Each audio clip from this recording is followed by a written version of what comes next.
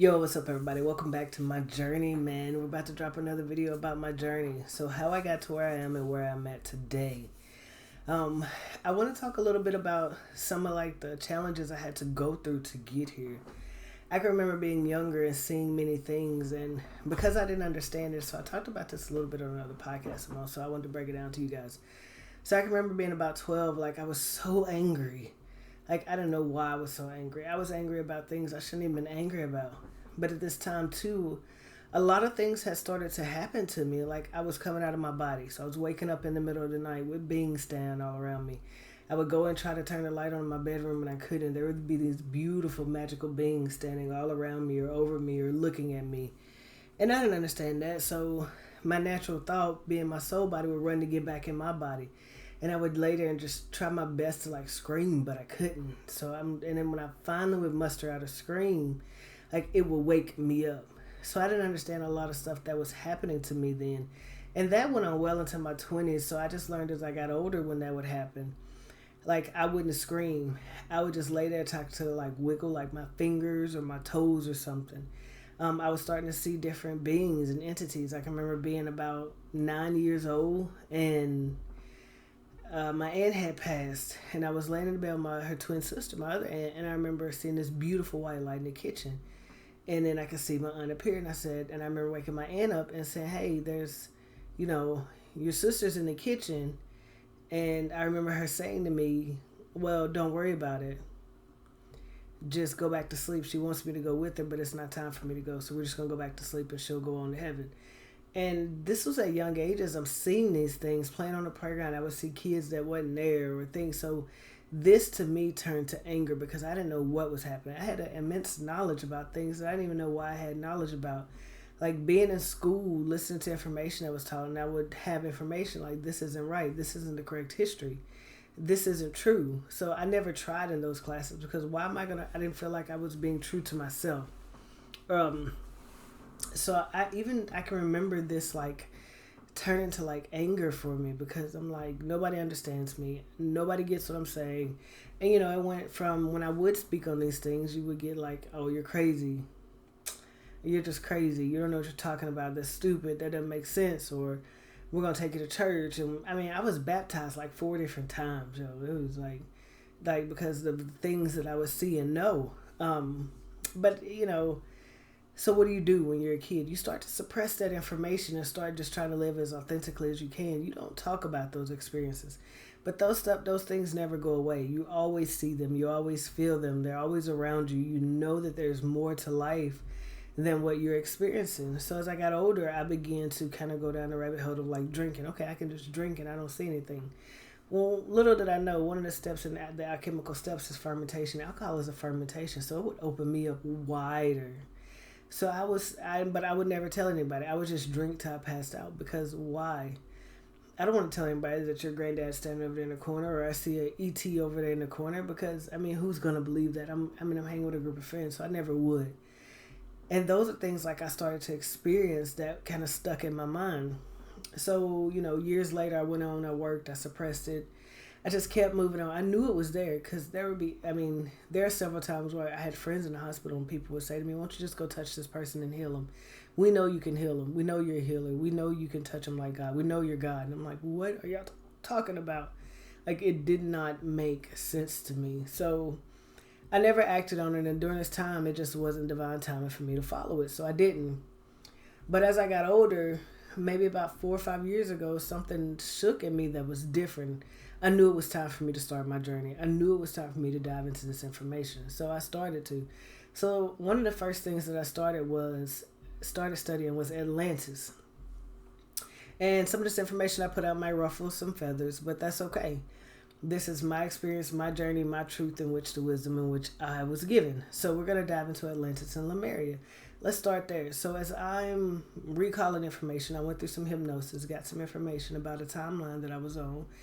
And then I went through like just meditations, channel, just different things to gather information. So, something that's been presented to me in many different ways is like we see these Atlanteans as like these beings that came down and took existing beings and then gave them DNA and then created us. Well, I don't think that's entirely right. So something that I feel that happened, that I've seen it happen, is that we were already existing here, and we were not existing in a stage of like caveman or things like that in which we're seeing. We existed already. Like, there's one creator. We were already created. We were already existing here. Now, what did Lemuria come down here and do? They helped to make this planet more inhabitable for us to live sufficiently in connection with Mother Earth.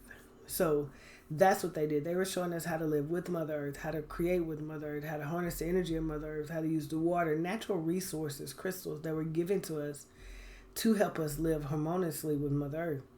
But yet you have the Anunnaki. These are your technology-driven beings. So as the Anunnaki were here, something that I noticed and that I've seen about them, the Anunnaki were very technology-driven. Does this sound familiar to you? Think about it. We live in a technology-driven world. We're still living under this system. But the Anunnaki were very technology-driven. And Anunnaki were not a different species or a different race. They were a mixture of different galactic beings that came to form a group known as the Anunnaki. Now, not all of them were bad. Not all of them were here in a destructive manner. But for the most part, a lot of them wanted to help us or work with us to learn what we knew.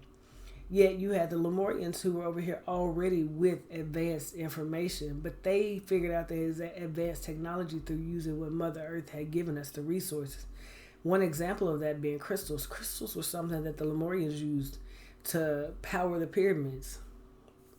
They used as a power source for natural water. They used the crystals as all kinds of things because crystals hold natural power. Crystals are able to do that by eliminating the frequency in them and co-creating with them. Crystals can produce a lot of things that we may not even be aware of at this moment. Some of us anyway. Yet the Anunnaki were mining. They were looking for gold, sulfur, different minerals in which they could create new formulas to create the technology that the Lemurians had already created. So throughout this time period, to see that and understand that true timeline and that true progression right there, and that we already existed as a species here, we were just going basically gathering information, more information we needed from each one from Lemuria, some from the Anunnaki, so that we could also be more advanced. But here's the kicker. Something took a turn during that period. Can you guess what it is? I'm going to leave that there, and I want you to let me know what you think happened between the Anunnaki and the Lemurians. If you know, you know. If you don't, you don't. But I'm just going to leave that there. Maybe that's a question you can ask, and I might answer it on the next episode. But something happened in there that wasn't for the good. There's a reason why Lemuria now is in the center of the earth. You know, a lot of people have spoken about going to Mount Shasta, into the portal in which Lemuria existed, which they've repopulated and regenerated their people, in which they are still the same system they had on Earth, they've created in the center of the earth. But where are the Anunnaki, you ask? I'll leave that for the wondering mind, and I'll answer that later. Well, I'll answer it now. A lot of the Anunnakis went back to the above, as we call it. Most of them were not from this galaxy system. There's billions of galaxies. Some of them were just coming here for resources. Some of them came here for control and power. Some didn't make it, some did. Some went back to where they were from. Will we see the Anunnaki again? Absolutely. But have we seen the Anunnaki again? Absolutely. You have to look into the different star systems, the Pleiadians, Arcturians, the Dogons, so on and so forth and so on, to find the Anunnakis in there. Because they're a mixture of all of the different star seeds that created what is known as the Anunnaki. So it wasn't a race. Which I found that very interesting. Now you might ask, how can you prove this? I can't prove this. I just know. And I'm sure I'm not the only person out there who just knows this, but I'll put it out. So move on. So now we've been living under this system that the Anunnaki created, that is a technology-driven system, versus the seer system that the Lemurian has created, which is connected with Mother Earth. Well, we're moving out of this technology-driven system into this more of an earthly system. This is what the shift to 5D is. As we take this shift into 5D, of course, we have chaos and resistance that's happening among the collective, because a lot of people don't truly understand what it feels like to connect with Mother Earth. Well, this is something that I had to learn. So as I started back going through, I was drawn to come back to my original place where I originally lived, in Alabama, where I had bought land, where I had to relearn to live off the land, relearn to grow my own food, relearn to connect with Mother Earth, relearn to connect with my animals, the things in which I had always loved to do. When I grew up on a farm. I didn't grow up not having a farm. I actually grew up on a farm, connected to the earth. I was always outside playing in dirt, crystals, like all of these things. So I had some of that foundation, but I didn't have the complete piece of foundation. But now I have the complete edition of the foundation of understanding how important it is to connect with Mother Earth and Source. So that's all I got for you today. That's a little bit more about me. But I'll give you some tips and practices. Some things that I did to help me reconnect would be meditation. I started figuring out new ways of meditating because a lot of us have ADHD. So for me, if I was to go outside and walk in nature, it helped clear my mind. And I was able to meditate that way just by moving my body and moving the energy around and being out in nature. And I would come in and journal. I started working out. When I would work out, it would also allow me to clear my mind. And I'm not doing these things for an extensive amount of time, 30 minutes to an hour. This is 10, 15 minutes that I'm just taking out of my day to clear my mind. And then another 10, 15 minutes to sit down and journal, like the next thoughts that came to my mind. And as I started doing this, some of the information that came through would blow my mind when I would go back and read it. Because it wasn't your typical information of... it was more information of like ancient knowledge that I didn't even know was lying within my DNA pattern, but I already knew.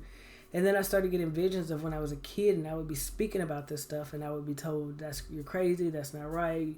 Pay attention in school." So this information never went away. I just suppressed it, but now I'm openly releasing it. So, those are other things. Then I started connecting with other like-minded people, and then they would say stuff, and I'd be like, "Oh yeah," and I would be able to give them more information.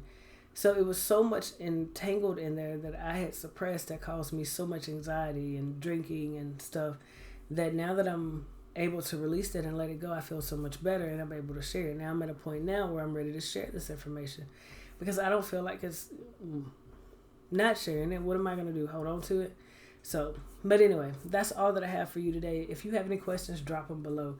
If you know what happened between the Annunaki and Lemuria, drop it below and I'll let you know if you're right. Thank you guys for watching. Thank you guys for taking time to swim with me. If you would like to participate or work with me, I do have a one-on-one mentorship. My website is in the bio and it will be also in the description. If you want to book a one-on-one channeling session with me, that's also in the description. And if you would like to just sit and chit chat with me, I do have a Discord community. The link is also in the description. You could join the Discord. Make sure you like and subscribe to my YouTube channel. A lot of you guys watch my videos. We're trying to get up to 500 subscribers. 500 subscribers. We're going to have 500 subscribers in 2 months. I'm telling you that now. I'm going to say we're going to have 500 subscribers in a month. By the end of February, we're going to have 500 subscribers. That's the goal. You guys can help me reach that by hitting that subscribe button and liking the video so it pushes it up in the algorithm. Thank you guys for watching. Thank you guys for tuning in. I also dropped another video on dissolution in the Alchemy section if you want to check it out. Hope you guys have a great day. Bye.